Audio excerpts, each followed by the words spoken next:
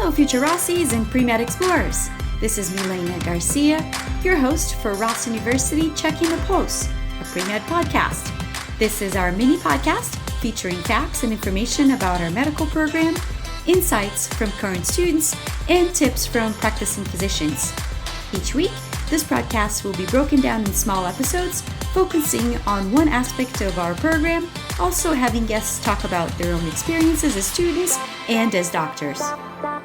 The Canadian Student Association in RUSM creates a home away from home, supporting the Canadian students and connecting them through events, shared values, and experiences. My guests today are the Prime Minister and Secretary of the organization, future doctors Radhika Bassi and Gurjot Ravi. Welcome back, Future Rossies. Thanks for joining us again. This episode, we're going to be talking about the Canadian Student Association. And with me here today are Radhika Bassi, Madam Prime Minister, and Gurjot Ravi, the Secretary. Ladies, thank you for joining us. Let's take a moment to have you introduce yourselves. Thank you for having us. Hi, my name is Radhika Bassi. I'm a current 5C student here at Ross, and I'm 25 years old and serve as Prime Minister for the Canadian Student Association. I graduated from the University of Western Ontario in 2017 with a double major in medical sciences and biology. And before starting Ross, I actually took a year off where I worked as a research assistant at a neuropsych clinic at Toronto Western Hospital.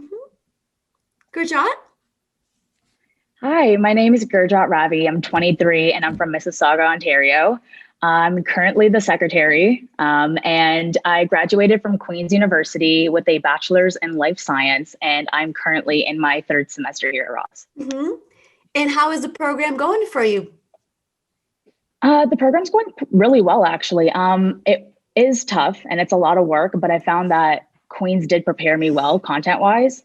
I didn't realize how big of the Canadian community there was until I got to the island. And the professors are always willing to help, whether like that be over the phone or whether they do it by email and stuff like that. And that was a huge switch from undergrad, which I really, really like. And I just met so many great people that they're just a great support system.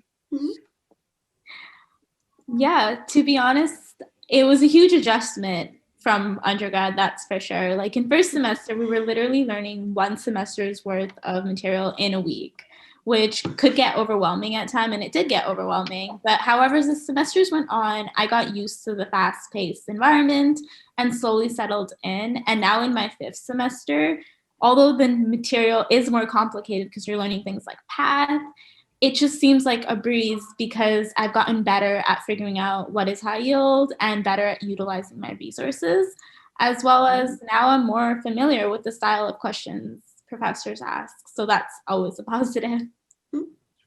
So let's talk about the Canadian Student Association. I want to give you a chance to highlight what it does. What is it? It's a group on campus that's for Canadian students, and we're basically a home away from home kind of situation.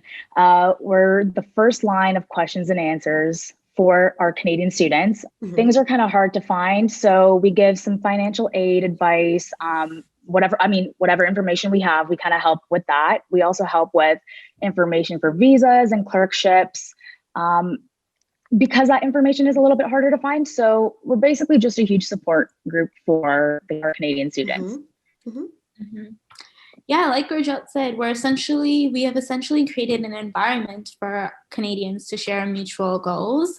Like for instance, many of our Canadians or the Canadian students, they do wish to go back and practice in Canada, whether it be post-residency or during residency. And although the US is our neighbor, there's a vast cultural difference and differences in the way we do and we say things. For instance, our healthcare systems are completely different. It's like culture shock. It's nice having a group of people or like group of students around you that share your struggles. Like for instance, there's times when I have to learn US geography to answer exam questions. And that gets tough. And students that share like your likes and your dislikes and just a way of doing things. Essentially, it's become like our little family. Who knew? And you thought you were going to medical school, right? You're also having to learn world geography. That's great. Well, what kind of events does the Canadian Student Association host?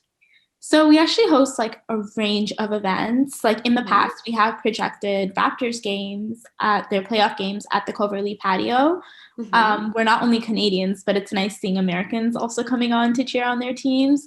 We often invite alumni back to speak on the process of obtaining residency both in Canada and the States, as well as how they did their electives in Canada. And usually during our general body meeting, we have poutine night where we offer Americans a chance to indulge in our culture. We celebrate Canadian holidays together, like we have barbecues for Canada Day, or we host Thanksgiving dinners. We also invite recent students who are in their step one to speak on their experience and give Canadians, not just Canadians, Americans as well, just tips on how to do well. As well, we did run a fundraiser through our merchandise where we were able to raise money for First Nations NGO back here in Canada. So we do give back to the community. Nice. Interesting. Now, I heard we're able to do some rotations back in elective rotations back in Canada. Can you talk a little bit more about that, please? Yes, so many of the students are actually interested in doing electives during their fourth year after their course in the States, in Canada, in order to gain experience as well as start building connections. So some schools back here, they are lottery based. So you essentially have to apply and pray that your name gets selected in order for you to schedule electives here. But there are other schools where it's application based only. So it's first come, first serve. Additionally, only certain electives at certain schools are allowed to be taken by IMG students, but you have to talk with your clinical advisor and they help you work through your timeline and how to go through that whole process. Thanks for sharing. That's really interesting, important information for future Rossies from Canada to know. Now, speaking of future Rossies from Canada, Gurjot, why Ross? What brought you to our school? I have a cousin who actually graduated from med at Ross, and I found out the school through him. And he said that there was a great reputation. A lot of kids, when he was there, he met a lot of the med students and said that all the specialties that they really wanted to go into, they ended up matching into. So the reputation's great. The school teaches you well. And that was a huge factor for me to pick the school. Radhika, what about you? Likewise, I have had a couple family friends who did go here and they had nothing but good things to say about Ross. They thoroughly enjoyed their time back in Dominica, and the reputation was great. The step pass rate is great, and they felt that Ross really prepares you for your clinicals as well as passing your step one. And since January of 2019, our campus is now located in Barbados. So that is the new campus. I want to ask you both for any kind of advice that you have for our prospective future Rossies from Canada. Gurjot, let's start with you. I have a couple, and I wish I knew these before. Honestly, Great. try your best to be adaptable. Moving to another country is super hard, and starting a brand new journey like medical school as well is not an easy feat. But if you keep an open mind, you'll be more successful in both having a good time and in school. Take breaks. I think breaks are so important. Burnout is real. So if you're feeling like an off day and you need to take a day off, take it off. You'll perform so much better and you'll thank yourself because you need to stay mentally sane. Also reward yourself. Barbados has beautiful, beautiful beaches. So you might as well, the days that you have off after your exam, go to the beach, treat yourself, and make friends. Make friends. You can't do med school alone, and there's no need to do it alone. So you might as well support each other, help each other. And the Ross community is amazing because they do make you feel like a family. Great. Radhika, what about you? Do you have any advice on how to be successful in medical school for our future Rossies? Yeah, of course. So I always believe that in order to succeed, you need to acknowledge that medicine, it's a marathon. It's not a race. You're not trying to compete with anyone but yourself. So never compare yourself to others. It does get mentally draining because of the amount of information you're taking. And there's times that you're not going to perform as well as you want to, but don't let that stop you and discourage you. Don't be afraid to ask for help.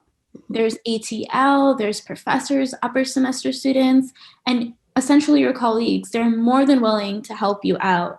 We're all in this together at the end of the day. And if you don't, and like Gurjot had said, if you don't take time for yourself, to care for yourself, how are you going to care for other people in the future? So I'm just going to repeat what she said in terms of take days off if you really, really need to. Burnout is real. Like now in my 5th semester, there are times when I'm like, I should have taken more time off in the beginning. But you realize as you go along that time for yourself is vital for success.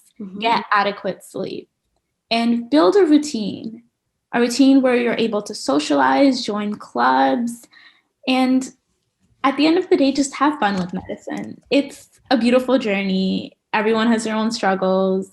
There's going to be days when you feel like the weight of the world is going down on you, but have fun with it. And if you have fun with it, like studying won't feel like a chore. Well, I certainly appreciate both of you donating your time to talk a little bit more about the Canadian Student Association. You actually brought up even more interesting topics even outside of the Canadian Student Association, such as getting help in medical school. You brought up the ATL, the Academy for Teaching and Learning. For everyone listening, we did an entire podcast on the ATL, so also check it out. You talked about burnout in medicine. We did a podcast on burnout because it is so important to have this self-care, to have the rest, to go to sleep sometime, right? And you also brought up other student organizations and clubs and activities. We had the Jocelyn Meyer come in as a guest also to talk about the different student organizations that are available. Say thank you for the free plugins you just did for all the other podcasts, and certainly most appreciative of your time to highlight the Canadian Student Association, one of the biggest clubs we have on campus. And I know you're very active. You've been very active for many years. So thank you for taking your time. Thank you both. Good luck. We're here wishing you continued success. Thank you for listening to Ross University Checking the Pulse, a pre-med podcast. This is Milena Garcia, your host. This podcast is made for you, so let me know what topics you want us to cover on future episodes. You can send me your comments, feedbacks, and requests to mgarcia@rossu.edu. Definitely follow us on Instagram, Twitter, and our YouTube channel at Ross Med School, or on Facebook. If you're listening to this podcast on iTunes, I am working my way to 5 stars, so remember to send me your comments and let me know your ideas. If you're on Spotify, remember to click on the follow button to get our future episodes. All right, see you future Rossies and Pre-Med Explorers next week. This mini podcast is edited and produced by our in-house guru, Chris King.